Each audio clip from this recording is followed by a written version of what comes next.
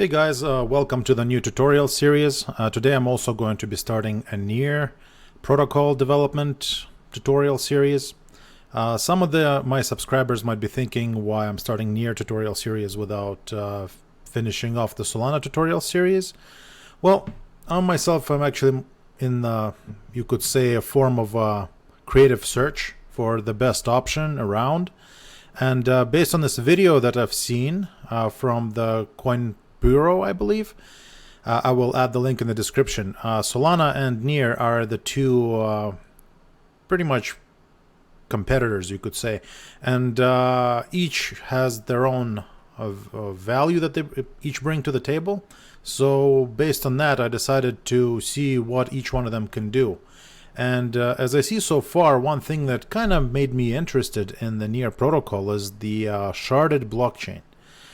Based on my Web 2.0 experience, I know that horizontal scaling, meaning having like multiple machines doing the processing instead of one big machine doing all the processing, is actually quite a scalable solution, and that is something that Near brings to the table. It's what appears to be horizontal scaling by sharding the blockchain. Another thing that Near protocol brings to the table is also fast transaction processing, although apparently it's not as fast as Solana still. Solana is still faster than Near, but Near is pretty darn fast as well.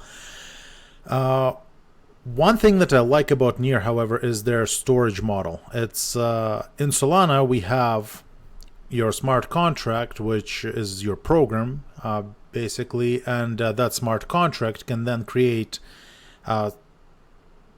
space blocks. Like, they're also accounts, so each space block is an account on their own, called the program derived account, or a PDA abbreviation, and that's where that stores the data. However, the issue with the program derived account is that your space per account is only about 10 kilobytes.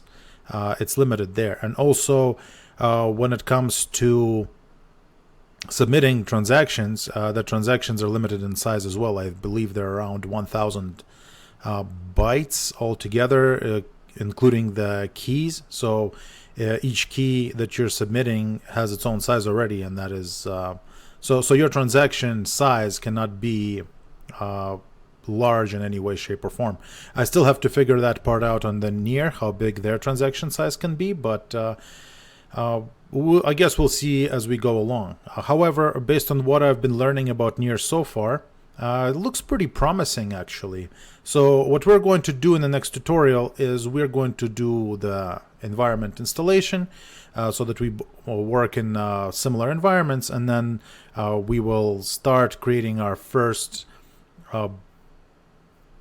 smart contract for Near, basically. All right, so I'll see you guys on the next tutorial, and have a good one.